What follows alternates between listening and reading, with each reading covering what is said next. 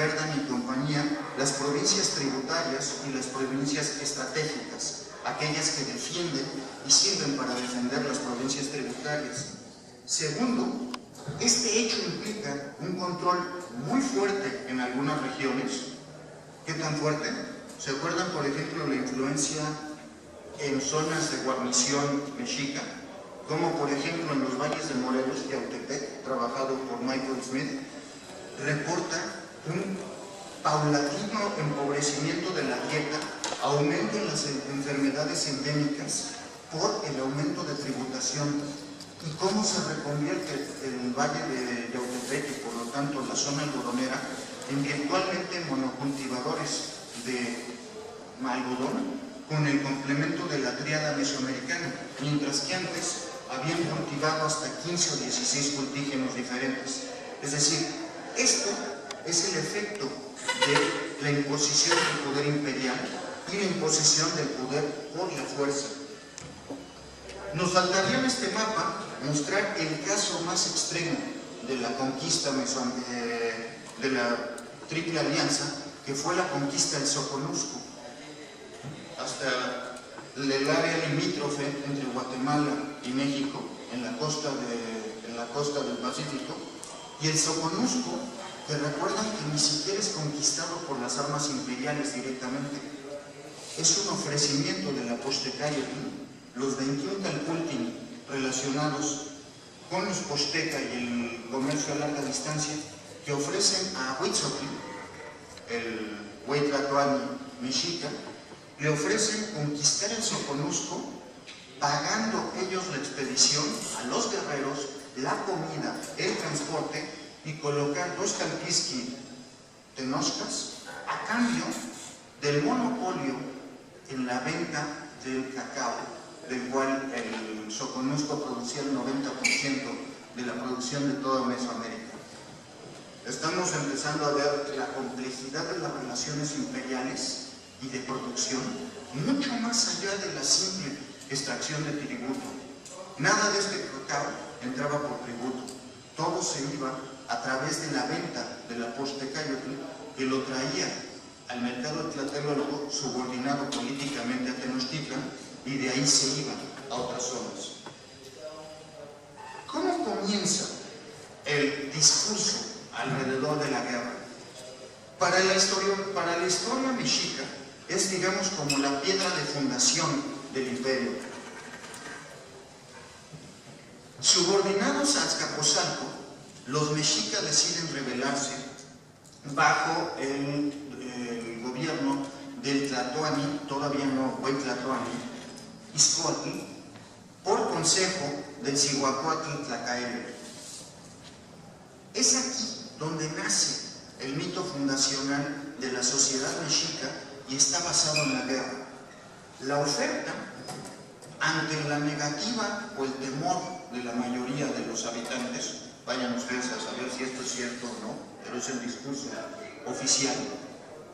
En el discurso oficial, los macehuales externan su preocupación ante la posibilidad de atacar a Azcapotzalco.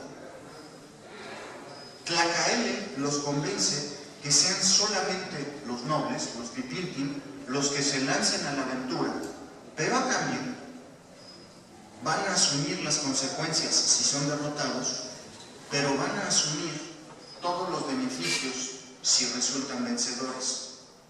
¿Y qué sucedió en la guerra con Azcapotzalco? Venció Tenochtitlan, conquistan el territorio tepaneca, rompen el yugo, el dominio de Azcapotzalco, se funda la Triple Alianza que tiene un carácter étnico y simbólico al mismo tiempo. Tenochca, mexica tenochcas, y en ese momento mexica tlatelolcas, como lo mismo, el linaje de Culhuacán. Del otro lado, Texcoco, por lo tanto, todo la Culhuacán, pero también el retrotraer la corona de Teotihuacán, de Tula, por lo tanto, la herencia tolteca, y al mismo tiempo retoman a la etnia más numerosa, derrotada, los tepanecas, pero no a través de Azcapotzalco, sino de Tlacopan. cuyo papel en la Triple Alianza únicamente se menciona en estas primeras crónicas y después desaparece. Porque la Triple Alianza en realidad era de dos: Tenochtitlan y Texcoco, y hacia el final de la era mesoamericana se convirtió de uno. Tenochtitlan dio un golpe de estado en Texcoco, quitó al Huetlatoani y virtualmente monopolizó el control político, militar y económico de la Triple Alianza.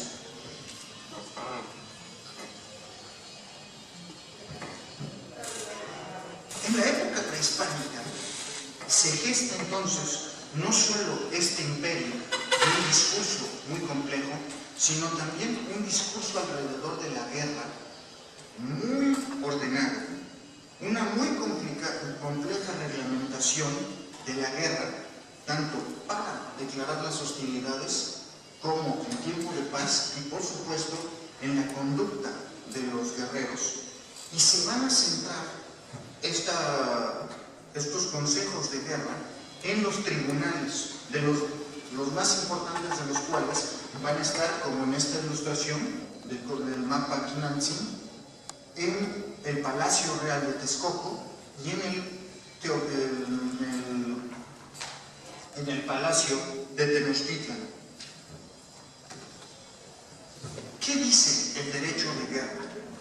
El derecho de guerra, que además es muy parecido a otros derechos de guerra de otras civilizaciones militares, distingue claramente entre dos grandes tipos. Primero, el derecho que sustenta la declaración de una guerra, las causas, las razones, la legitimación y los procedimientos, y del otro lado, la conducta de los combatientes respecto a combatientes y no combatientes durante las hostilidades. Esto en derecho romano se llama jus ad bellum, el derecho de la guerra, y jus in bello, el derecho en la guerra. Y la dicotomía es importante porque se supone que es la base del derecho moderno y de la herencia del derecho latino, romano, digamos, directamente en Occidente. Y ahí existía la misma distinción. Teóricamente, en el jus ad bellum, es decir, el derecho para la guerra, era necesario el acuerdo entre los tres Huetlatoque de Tenochtitlan, Texcoco y Tlacopan para la declaración de hostilidades. Así, el cronista Pomar dice que ninguna guerra nueva se intentaba jamás sin consulta de todos los tres reyes. Alvarado de Sosomoc nos dice que en tiempo de Moctezuma Xocoyotzin era necesaria la presencia de los dos aliados de Tenochtitlan para iniciar guerras importantes como contra Huejotzingo y Tlaxcala. De modo que se configura la idea de que hay tal cosa como una guerra necesaria, una guerra justificada, una guerra en términos del derecho occidental, una guerra justa, una guerra que es imprescindible llevar a cabo. Como habíamos visto, la conquista de Azcapotzalco había fortalecido la división social de Tenochca, partiendo una diferenciación entre Pipiltin y Macehualtin cada vez más grande. El gobierno caería sobre los Pipiltin. Ellos serían el pico, las alas, las garras. El resto del ave, imaginado así, eran los macehuales. Su función, como dirigentes, funcionarios, jueces, los guerreros de mayor valía, fue reconocida socialmente. Y, según el Códice de Ramírez, los propios macehuales habían ratificado este pacto. ¿Cierto o falso? Salud. ¿Se recuerdan qué fue lo primero que hizo Izcoatl cuando termina la conquista de los tepanecas y de las ciudades cercanas? Manda quemar los códices de todos los pueblos sometidos, argumentando que decían muchas mentiras sobre los tenochcas. Así que imagínense, si esto es confiable al 100%, evidentemente es un discurso social que lo que va a legitimar es una nueva forma de hacer la guerra. Este énfasis en la participación de los tres aliados, por ejemplo, no se cumplía siempre. En el caso de la guerra contra los atechinitalcas, se hizo sin consultar a Texcoco y a Tlacopan. ¿Por qué? Porque las tierras por conquistar eran demasiado pocas. En otros casos, porque habían matado a emisarios de los tenochtlas. En otros casos, porque era una rebelión solo contra los tenochtlas.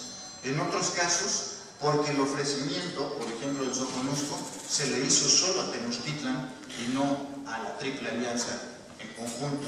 Es decir, en la práctica hay una diferencia grande entre el discurso y lo pragmático.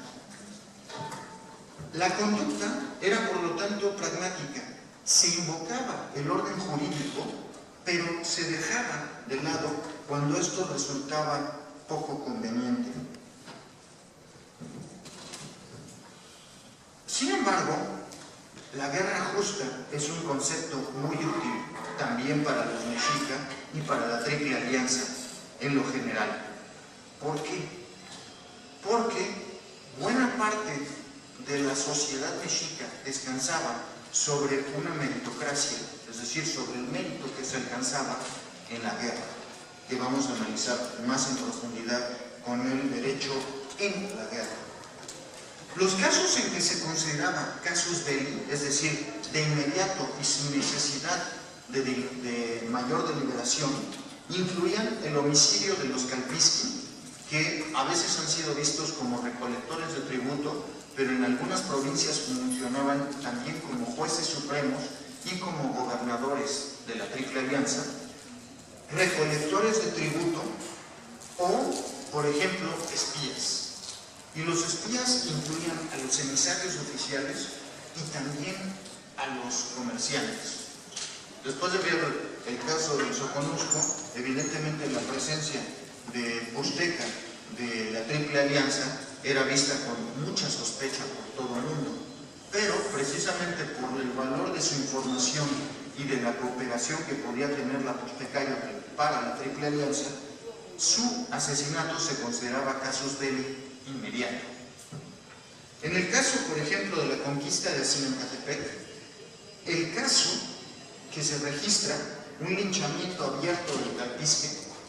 Pensemos cuáles son las condiciones de salud de un linchamiento abierto del recolector de tributos. ¿Le suena a provocación? ¿Le suena a enviado para subirle el tributo sin consulta previa o de manera discrecional? Y por lo tanto, es linchado. De hecho, dicho sea de paso, es más de la mitad de las rebeliones indígenas en la Nueva España ocurrieron justamente cuando el alcalde se le ocurría aumentar discrecionalmente los tributos. Las jerarquías guerreras, aquí vemos listadas en el Códice Mendoza, son la base de esta sociedad. El número de capturas que va a tener cada guerrero. Y aquí viene la parte en donde se van a homologar un poco, en la práctica, en la cuestión de la clase social. Los guerreros que vienen del Calmecac y el Telpochcali, sobre todo el Telpochcali, van a salir a combatir, a buscar sus primeras capturas. Una vez que logran capturar a alguien, entran en lo que se llama eufemísticamente el camino del guerrero. Y de ahí el número de capturas, 1, 2, 3, 4, 5 o más, les permite primero recibir recompensas en obsequios, pero también en premios pecuniarios, tierras, esclavos, es decir, les permiten empezar a acumular riqueza. Teóricamente, de manera equitativa entre Pipiltin y Macehualtin, pero, como todo discurso social de la equidad, es igual que en México contemporáneo. Existía un fuerte sesgo que protegía y alentaba a los jóvenes Pipiltin sobre los macehuales. En este sentido, la guerra cobra un papel particular. Imaginemos que esto es una constelación discontinua. Territorios muy importantes porque producen tributo crucial para la economía, territorios menos importantes que abastecen comida, territorios sin mucha importancia económica, pero que permiten someter o ser un área de colchón ante los enemigos internos que no han sido sometidos, pensemos Tlaxcala, Huejotzingo, algunos grupos otomanos que quedan dentro de los límites del imperio. En este sentido, ¿cuál es el eje de gobierno que puede tener un imperio? No tiene un carácter territorial, no hay fronteras bien definidas, caminos bien definidos, rutas y nodos perfectamente protegidos. Lo que hay es la necesidad de mantener estos distintos territorios. Por lo tanto, como con todos los imperios hegemónicos, y yo me atrevería a decir como en la actualidad, y este ejemplo lo uso para explicar desde los atentados de Al-Qaeda hasta la conducta de muchos de los cárteles del narcotráfico actual. El gran objetivo político es crear la imagen de que hay un gran poder que se puede ejercer. ¿Cómo creamos la percepción de poder? A través de la demostración de fuerza. ¿Y cómo se demuestra la fuerza en términos de la Triple Alianza? Justamente mediante el aplastamiento, el sojuzgamiento y la conducta de aniquilación. Si no existían guarniciones, existen 17 guarniciones identificadas para toda la Triple Alianza, y con 17 calculen gobernar. ¿Cuánto sería más o menos el cálculo poblacional de todo el imperio? Si nos vamos al cálculo de Cook y Bora, de 25 millones para Mesoamérica, para entonces cerca de 18 millones caían bajo la tutela de la Triple Alianza. Si como buenos arqueólogos dudamos mucho de 25 millones y nos vamos a 10 a 15, de todos modos estamos hablando de 8 a 13 o 12 millones de pobladores, sojuzgados por un grupo de guerreros que, mexicas propiamente, no pasaban de 25,000. ¿Cómo? ¿Qué creen que ocurría, por ejemplo, en términos de una rebelión? El caso de Calpan es paradigmático. Calpan, que es aplastado y sojuzgado y después expoliado con el tributo, se rebela 3 veces. La primera vez, la nobleza es diezmada. Toman a uno de cada 10 y lo sacrifican. La segunda ocasión, toman a uno de cada 10 pobladores, toman también, doblan el tributo y toman cautivos y esclavizan a buena parte de la nobleza. Pero los de Calpan no entendían razones, un poco como Camino Barrera. Calpan se rebela por tercera ocasión. ¿Qué sucede? La Triple Alianza manda todas sus fuerzas, aniquilan a los ejércitos, pasan por las armas a toda la nobleza y solamente escogen a los niños que se ven más diestros y prometedores como posibles adultos para esclavos, a las mujeres más hermosas y a los mejores y más fuertes hombres. El resto es tomado, llevado a la costa, cargado con sal, con costales de sal, hombres, ancianos, mujeres y niños, llevados de regreso, obligados a destruir las casas, a quemar las casas, a quemar los cultivos y después a cegar con sal las tierras. ¿Para qué? Para que nada vuelva a crecer en Calpan y cada persona que pase por ahí se acuerde de lo que le sucede a los que osan rebelarse ante la Triple Alianza. El ejemplo perfecto de una demostración de fuerza. Cuando hay un atentado terrorista, ¿Quién es el blanco? ¿Los 2.400 personas que murieron en las Torres Gemelas? ¿O los 2.1 billones de personas que vieron el atentado? ¿Qué fue lo que transmitió Al-Qaeda? ¿Queríamos matar a estos 2.500 esbirros del capitalismo que trabajaban en la cuna del capitalismo? ¿O queríamos que el resto del planeta se enterara que Al-Qaeda está en pie de guerra y en una yihad contra el invasor norteamericano? Ese es el objetivo. En ese sentido, la guerra, como motor de la economía, a través del tributo, del comercio desigual e incluso de lo que podríamos llamar una suerte de Pax Azteca, como había Pax Romana, hubo muchas provincias que se aliaron o se subordinaron de bastante buen grado para recibir los beneficios de este sistema económico. Hay lugares que se rindieron tan rápido que no se explica, justamente.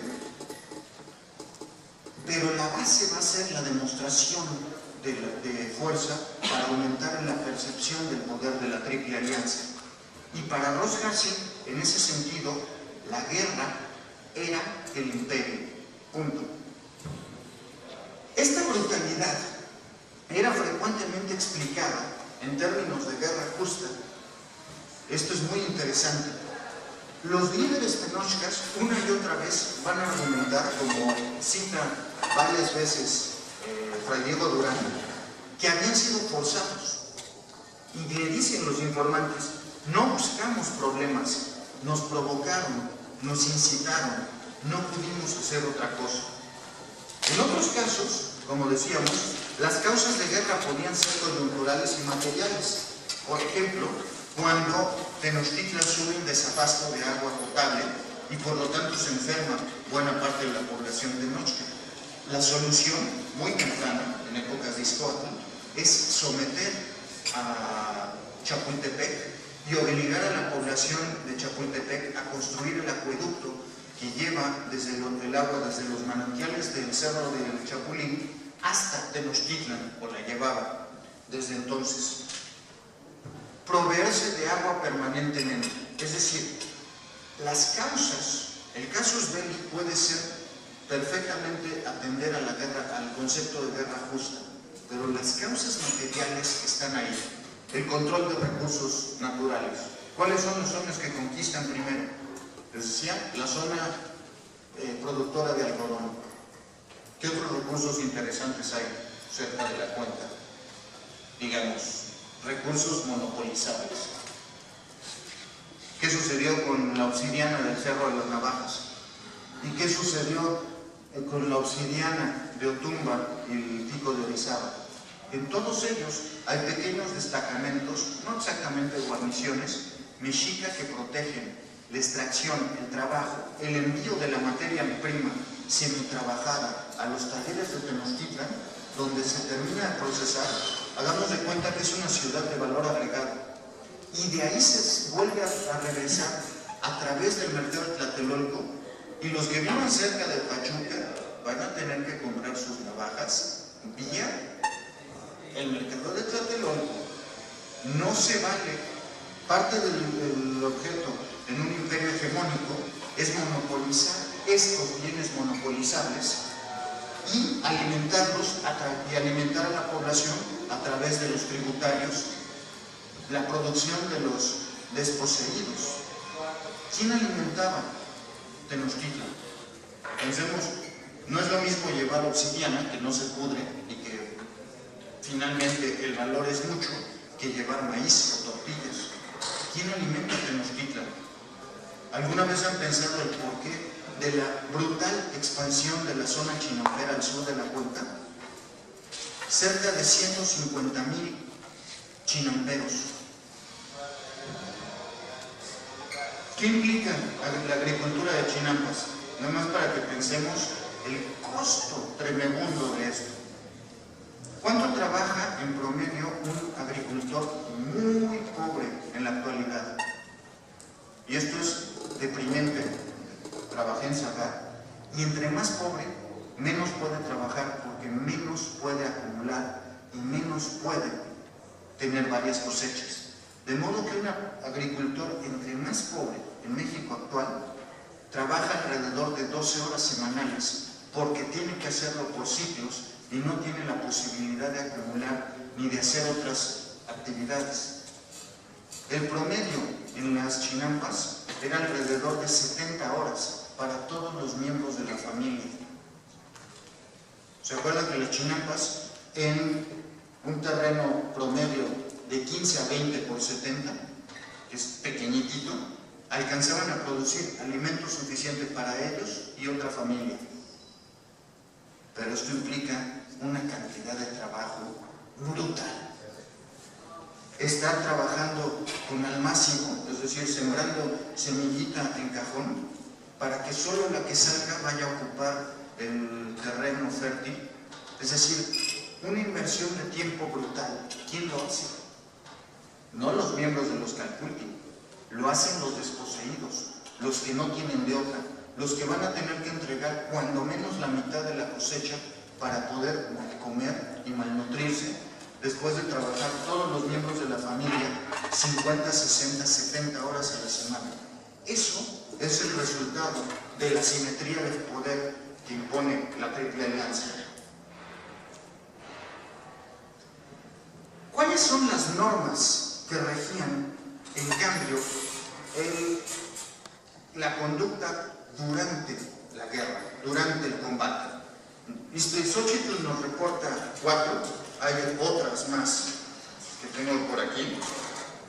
En general tienen que ver con desobediencia del superior, cobardía, es decir, huir, dar la espalda, o más grave todavía, los guerreros que abandonan al comandante o al príncipe a su suerte en un combate.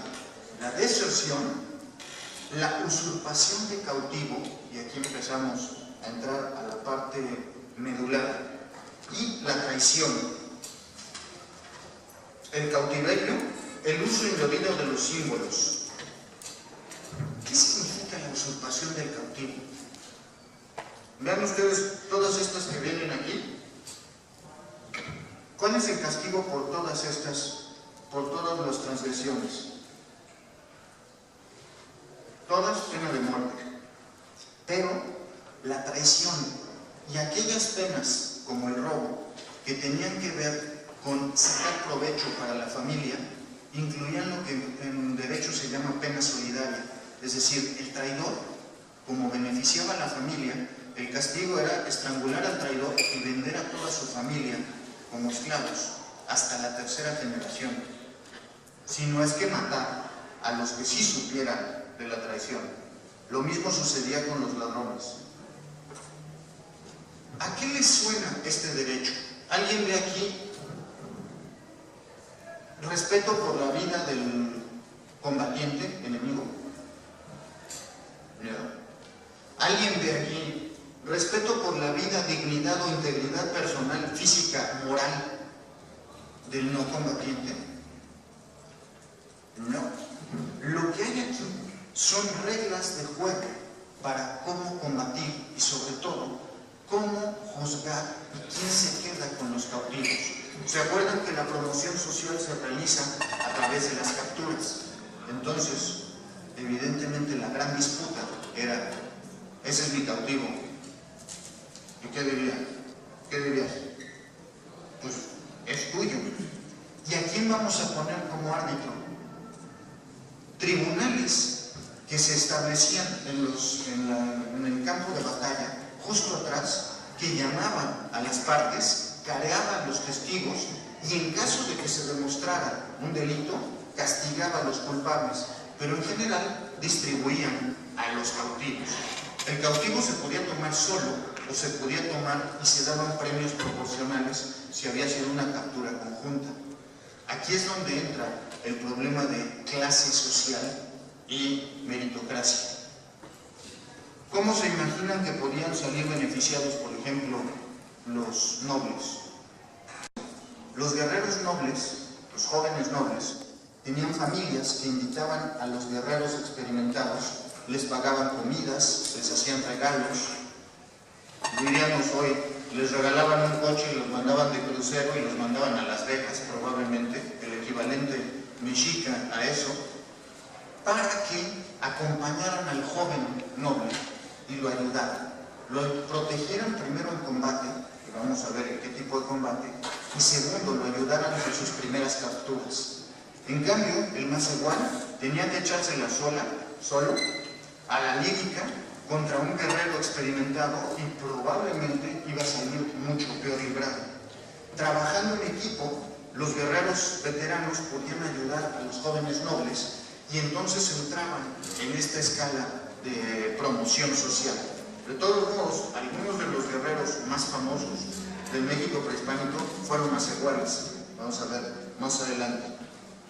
También nos describen Ixtlilxóchitl, Motolinia, Pomar, Sagún, de el Teotihuacán, el Tribunal de la Guerra.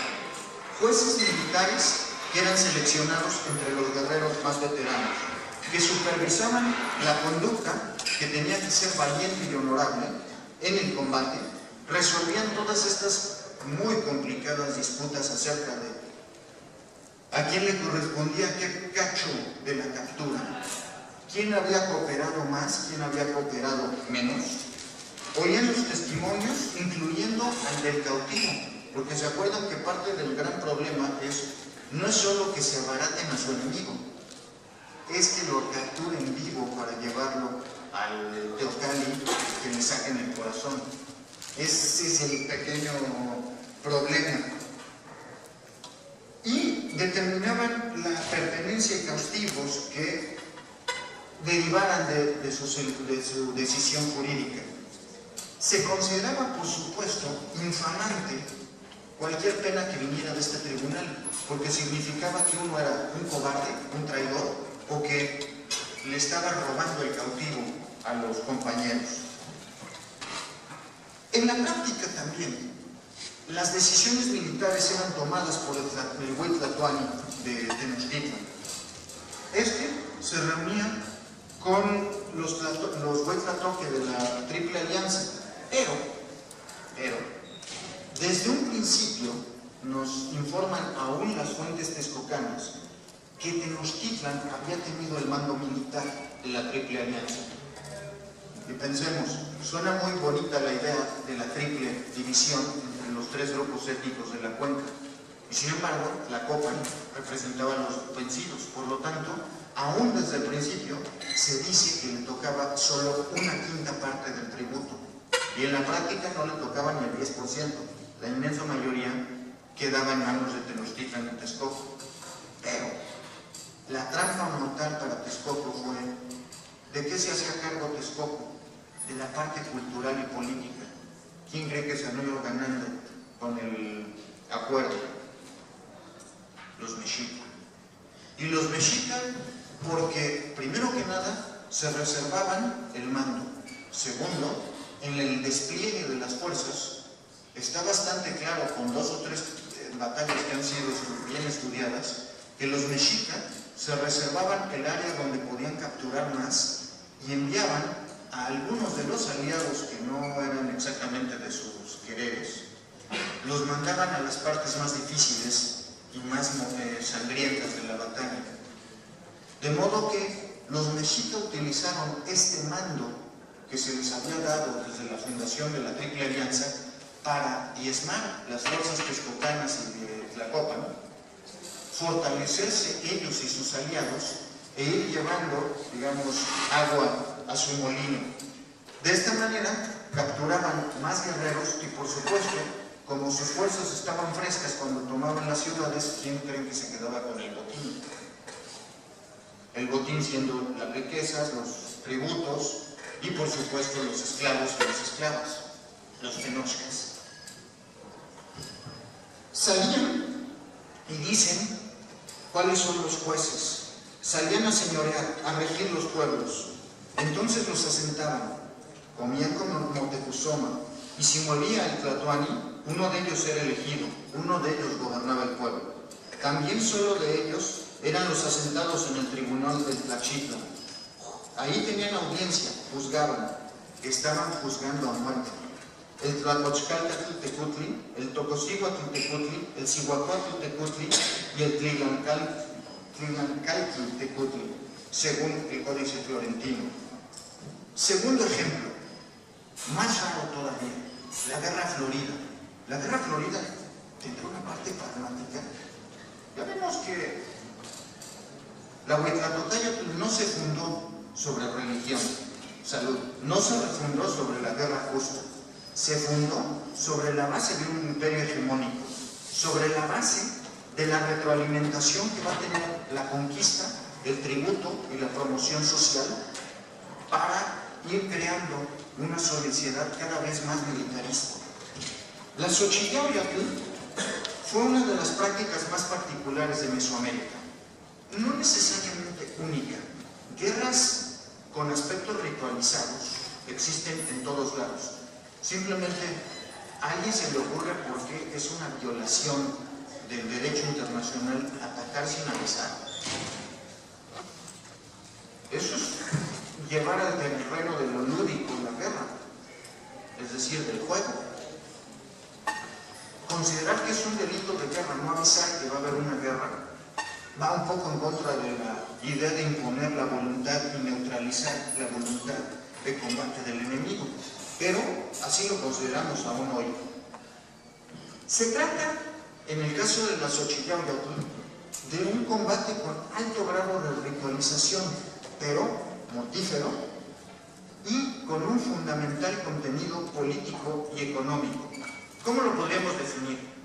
Guerras limitadas, es decir, cuyo objetivo inicial no es conquistar al enemigo, que se pactan previamente entre pueblos enemigos, es decir, se hacían Xochitl con Tlaxcala, con Huejotzingo, con los otomíes, con los atenchincalcas, con los chalcas y con algunos otros grupos étnicos, es decir, pueblos que no habían sido sometidos, no contra los aliados, no contra los integrantes de la Triple Alianza. Empecemos a pensar la lógica de esto. Se fijaban fechas y lugares específicos para encontrarse y llevar a cabo el combate. El combate no era singular, no era uno contra uno, sino eran dos ejércitos. Y el objetivo primordial, no necesariamente quiere decir esto que siempre terminaran con saumerios y un ritual religioso, pero el objetivo primordial abierto no era la conquista. Esto significa que es una guerra muy rara. Primero, el elemento sorpresa, las estratagemas, la disposición táctica se ajustan a este ritual. Si sabemos dónde nos vamos a enfrentar, cómo y a qué hora, se pierde la mitad del elemento sorpresa. En segundo lugar, en el caso del principal campo que ha sido localizado, campo de combate, entre Tlaxcala y la Triple Alianza, ambos habían construido un muro de contención en la parte final del valle, lo cual permitía que se replegaran más o menos. Si una de las partes estaba perdiendo mucho, se podía replegar y proteger. Es decir, se perdían muchos de los elementos que habrán oído ya, eran lo característico de los mexicas, las estratagemas, esconder a los guerreros que se colocaban debajo de la tierra y luego se tapaban con pasto o con petates. Es decir, todo ese tipo de estratagema está ajena a la Guerra Florida. Es un combate ritualizado, por lo tanto, pero ritualizado en este sentido que vamos a ver. ¿En qué podían consistir batallas de este tipo? Dos líneas relativamente homogéneas, no se constituían flancos y centro como se solía hacer en toda la guerra, sino que dos grandes líneas de guerreros, digamos por equipo o auxiliados, que combatían en combate singular, porque el objetivo primordial era capturar vivos para llevar y sacrificar. Este es el primer objetivo, pero hay un primer elemento importante. Nos dicen todos los cronistas que antes del reinado de Moctezuma y Illuicamina, las guerras floridas eran pocas, menos intensas y se capturaba menos gente. ¿Qué es lo que sucede a partir del reinado de Moctezuma y Wilcamina? Se expande el imperio. Se expande el imperio y ¿qué ocurre? ¿Se acuerdan del mapa? Si ya tenemos guarniciones que están en Oaxaca, hasta el sur, hacia la Huasteca, estamos en guerra abierta con los purépechas en occidente. ¿Qué sucede con los bolsones de enemigos internos? Se empiezan a convertir en un peligro estratégico. Un peligro estratégico que tiene que ser enfrentado de otra manera. Y en ese sentido, la Xochitl-Yauyatlán va a servir para dos propósitos. Uno táctico y de entrenamiento y otro estratégico. Primero el táctico. Si la Xochitl-Yauyatlán está pactada e implica que nos desplacemos 100 kilómetros, ¿es igual que una campaña de conquista? En cuanto a los rigores, no. Implica 2, 3, 4 días de camino, relativa protección, porque es dentro de las fronteras y confines del imperio, no implica todo el riesgo que es salir hacia territorios enemigos, pero en cambio permite a los jóvenes guerreros poner en práctica conocimientos y habilidades de manera realista, pero al mismo tiempo con la protección de los guerreros veteranos, por lo tanto también más seguro. Los jóvenes así empezaban su adiestramiento militar en la práctica sin los rigores que tendría una campaña de conquista. Perdían el miedo, ganaban experiencia antes de comenzar las campañas, que las de conquista podían durar hasta un año en algunas ocasiones. Los jóvenes guerreros también entraban en el sistema de promoción social. Gracias. En el sistema de promoción social a través de la captura de los enemigos, como habíamos visto. Los cautivos más destacados de las guerras floridas tendrían el privilegio de morir en el llamado sacrificio gladiatorio, amarrados de un pie, colocados sobre un temalacatl, como se ve en la ilustración del códice, y enfrentándose armados con un palo con plumas a 4 guerreros mexica que estaban armados con acuahuitl en regla. El guerrero, por ejemplo, caso de Macehual famoso, el tlaxcalteca Tlahuicole, fue capturado, rechazó ser general de los ejércitos mexica y prefirió morir en el sacrificio gladiatorio, matando a los 8 primeros guerreros a palazos y luego hiriendo a más de 20 antes de morir muerto a flechazos. Pero hay un segundo objetivo muy claro, estratégico: el fortalecimiento imperial y la expansión imperial. El carácter hegemónico y no territorial implicaba que existían peligros tales como, si estamos peleándonos con los puré, con los huastecos y con los zapotecos, empieza a ser un problema que tengamos a los tlaxcaltecas y huejotzincas tocándonos a la puerta, en la puerta trasera. Estas fronteras, este hecho, obliga a la Triple Alianza a crear, a través de algo que ya existía, la Guerra Florida, un mecanismo a partir de la época de Moctezuma y Wilcamina: el desgaste continuo. Tenochtitlan, Tlacopan y Texcoco reunían suficientes fuerzas a través de estas guerras,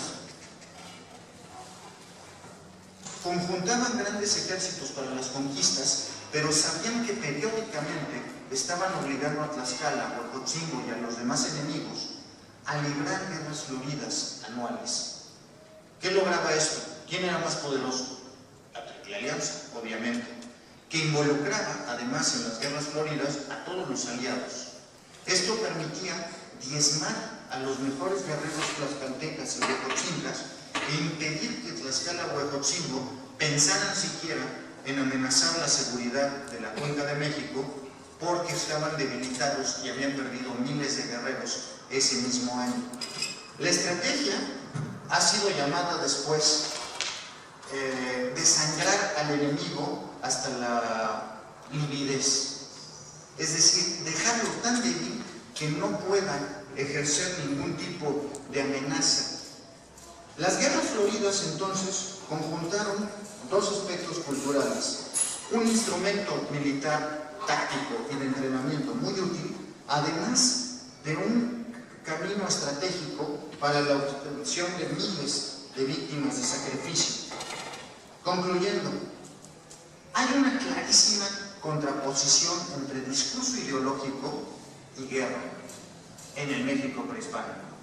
Esto no significa que la ritualización y sus implicaciones culturales sean dependientes, sino que están de manera complementaria, explicando la una a la otra. En el caso del derecho de guerra, este se va a ajustar para la legitimación de las guerras ante el pueblo internamente, y la reglamentación del combate se redujo únicamente al aspecto práctico de dilucidar qué cautivo le corresponde a quién y el castigo a los traidores durante las hostilidades. Al mismo tiempo, la guerra florida fue un instrumento igualmente útil tanto para aspectos religiosos como para la expansión imperial. Muchas gracias.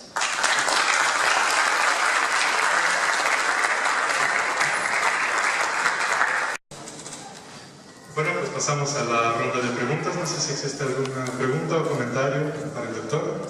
Sí.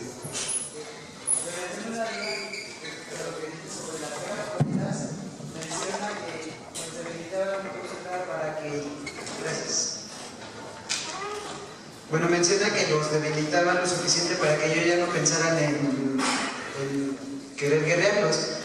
Pero tengo una duda, si los debilitaban a tal grado, ¿por qué no pensaron en aprovechar esa debilidad de ellos para ya iniciar una conquista? Tengo entendido que me parece que Moctezuma Xocoyotzin había intentado ya unas campañas contra Tlaxcala por ahí de 1500, ya poco antes de la llegada de los españoles, sin embargo no fueron exitosas. Pero si los debilitaban desde antes, ¿por qué consideran que no lo hicieron? Obviamente, el caso más palpable es el de Huejotzingo.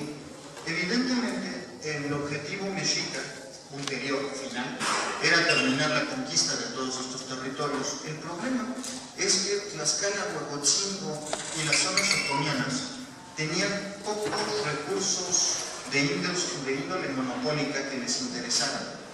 Esto hacía como muy poco interesante la conquista. Por supuesto, tener más tributarios y poder distribuir sus tierras era un interés. El caso de Huejotzingo es el más claro de todos.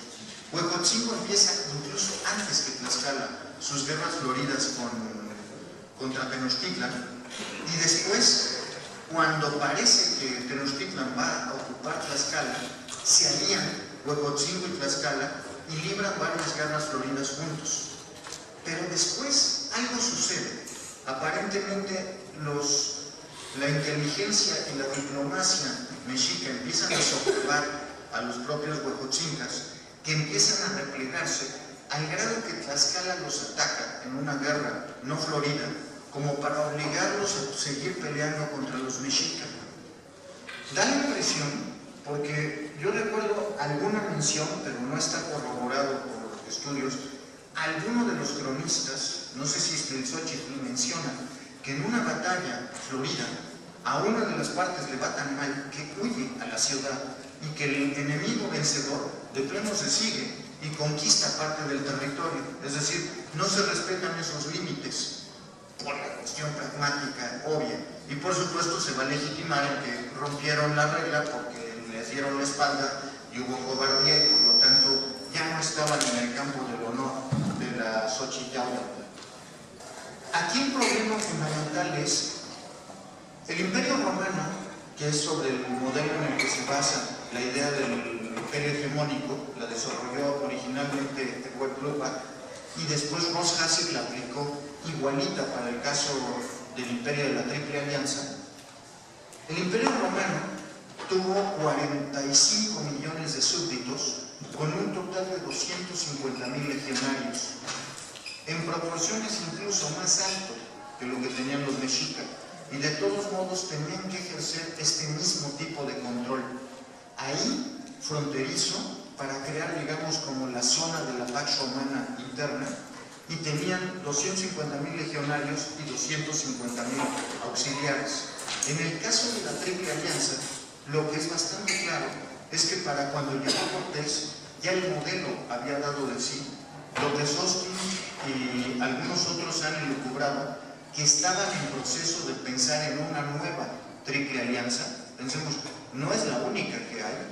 Hubo anteriores, hubo con Azcapotzalco, hubo con Chalco, hubo incluso en el área maya, entre el Multepal de Chichén Itzá y después la Liga de Mayapán es una suerte de Triple Alianza también, y que lo que había sucedido es que Tlacopan ya no importaba. Tlacopan no recibía ni una mínima parte del tributo de la Triple Alianza. Dejen ustedes el 20%, que era el quinto originalmente pensado. Texcoco ya le habían impuesto. Cacamatzin era un usurpador, según buena parte de la nobleza texcocana, y había sido impuesto por la fuerza. Y claro, aquí está la habilidad de Cortés, con el que se unía, es con Iztlizochitl, que es según él, legítimo heredero del trono. ¿Quién era el legítimo? Pues depende. Cacamatzin era un títere de los mexicas, Iztlizochitl fue un títere de Cortés. Y aquí el juego es entre las distintas fuerzas para ver el refuego y el recambio. No sé si haya otra duda.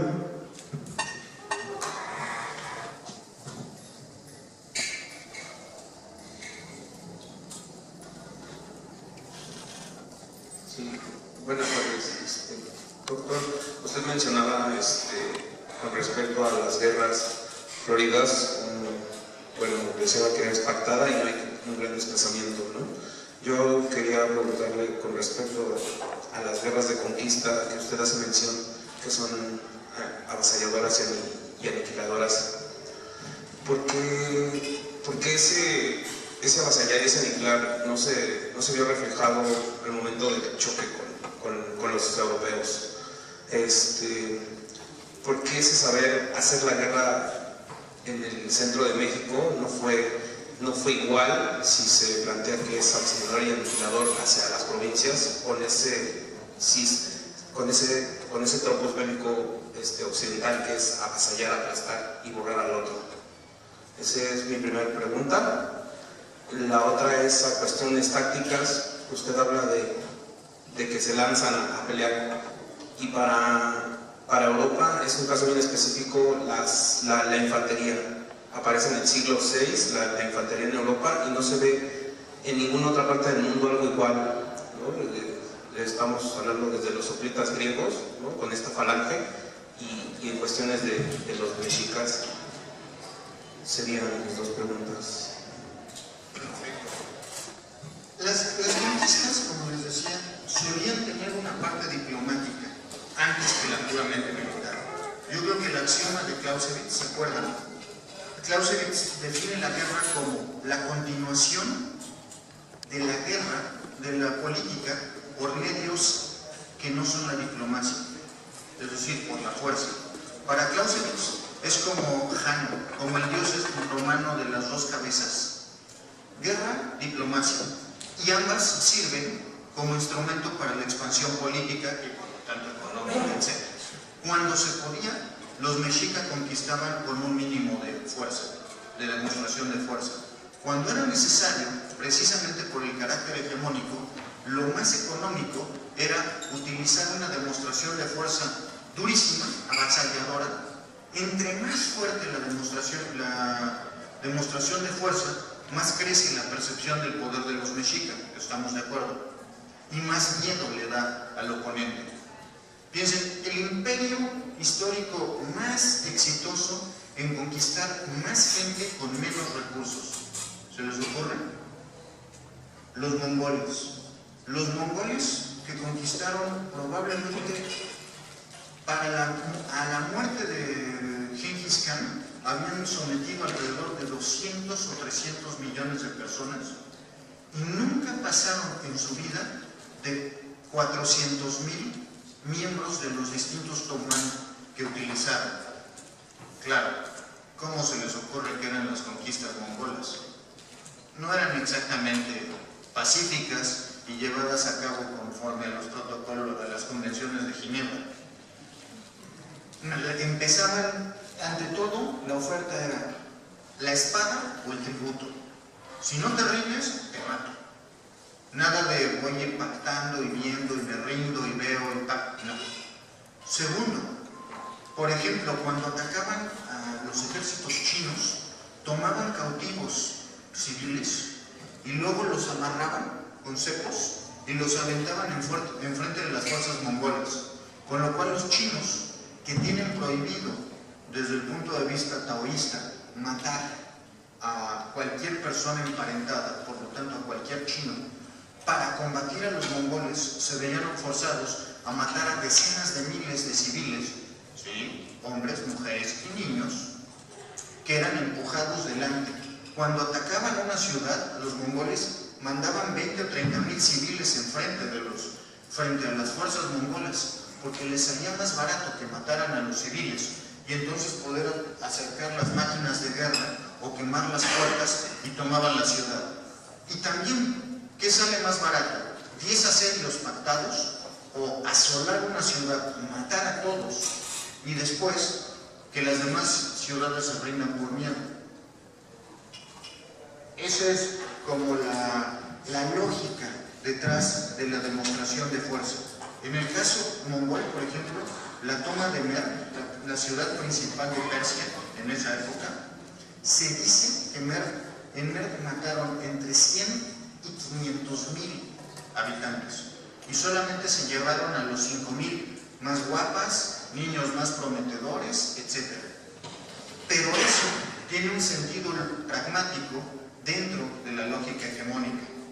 ¿Por qué no le aplicaron la misma a los españoles? Pues claro que se le aplicaron. El problema es este. Cuando nos cuentan la conquista, suelen decirnos, entonces había 100,000 guerreros mexicas que se opusieron a 500 españoles y se impuso la tecnología.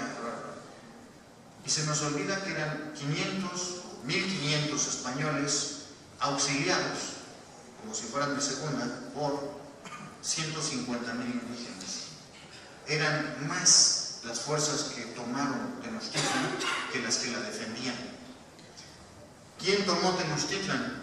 Pues imagínense, si a su aliado más cercano, que era Texcoco, le acababan de dar un golpe de estado, pues iban con Cortés las fuerzas de Ixtlilxóchitl. Iban con Cortés, ¿quiénes son los primeros aliados que tienen? Los tlaxcaltecas, que ustedes creen que amaban mucho a los tenochcas después de 60 o 70 años de guerras floridas.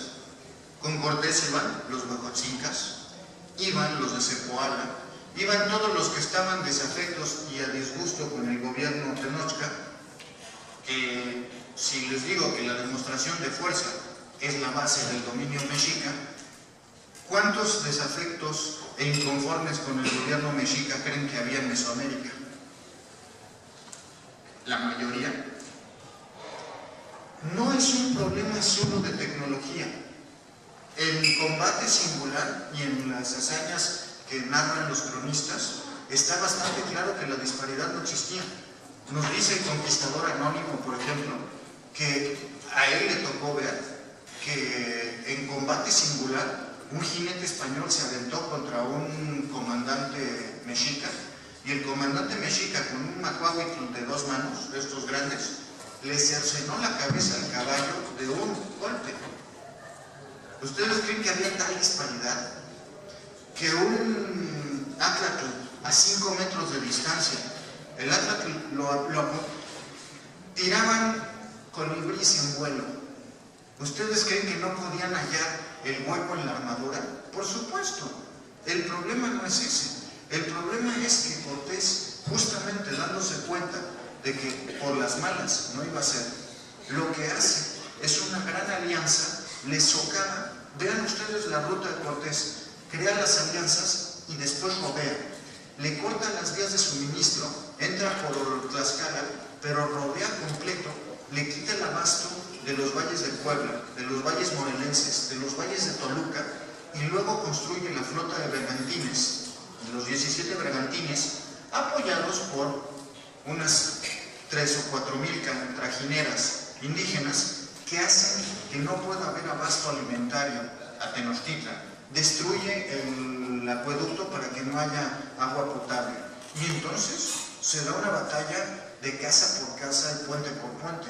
No fue una toma sencilla, fue un asedio costosísimo, pero a final de cuentas, si había 100,000 guerreros indígenas, como dicen las crónicas, del lado de Tenochca, había 1,500 españoles y 150,000 indígenas del lado de Cortés. No es un problema de desproporción tecnológica. Ya para la conquista, ya para la toma de Tenochtitlan, eso de los troncos que sacan truenos y los animales de 4 patas y cabeza humana, ya había pasado, pero por mucho, en el imaginario indígena. Simbólico. Cuando capturan un caballo, lo que hacen es cortarle la cabeza, y Moctezuma mismo manda la cabeza a los distintos pueblos para que vean que no es el mismo animal que el jinete. Es decir, ya estaban perfectamente claros en eso. El problema es que es una guerra que vemos como indígenas contra españoles. ¿Existían indígenas antes de la llegada de los españoles? No. Había texcocanos, el Acolhuacan, había el Altepetl, había la identidad étnica. No había indígenas. Era como hablar de, es que todos somos europeos, ¿por qué nos peleamos entre nosotros? No había esa conciencia. Y de lo segundo, las tácticas mexica están bastante bien estudiadas. En mi caso he trabajado sobre todo las posibles tácticas entre los mayas. Los mexicas tenían una organización más compleja. Guerreros muy bien adiestrados, desde los 7 años se adiestraban en la práctica militar, salían a combate a los 17 o 18 años, cuando ya estaban, digamos, en plenitud de fuerza, y los guerreros mexicas solían trabajar primero con lanzadores de ondas. Hay cierto tipo de guerrero, primordialmente de guerreros reconocidos, que están armados con acuahuitl. No sé si vino ayer Marcos Cervera y les habló de esto. Las distintas configuraciones de guerrero mexica que hay, que son muchas, digamos, el equivalente a loplita, escudo horizontal, es decir, que se tiene que sostener con doble mangue, y un macuahuitl de una sola mano. Eso es parecido a loplita, porque además primero lanzaban pequeñas jabalinas y después peleaban con macuahuitl. Lanceros pesados, de lanzas mucho más largas, que peleaban únicamente con rodelas de una sola mano, es decir, fijas, y podían combatir con las 2 manos. Había flecheros, había también lanzadores de atlatl. El atlatl, que tiene mucho mayor potencia de penetración que los arcos y flechas mesoamericanos, era mortífero a 10 o 15 metros contra una armadura incluso europea. Entonces, estas tácticas solían ser, sí, en la descripción de las batallas principales suele hablarse de un centro constituido por la mayor parte de los guerreros, flancos relativamente bien cubiertos y una reserva estratégica que era utilizada en los ataques. Como estratagemas, digamos, una de las típicas era esconder fuerzas fuera de la vista del enemigo, ya sea en cuevas, en bosques, o bien cavar en pozos y luego ponerles petates y tierra encima para que aparecieran detrás del enemigo.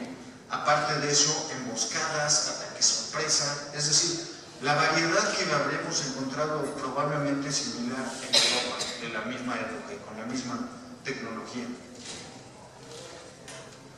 Bueno, pues ya nos hemos consumido el tiempo. Agradecemos mucho la presencia del doctor. Les pido un fuerte aplauso.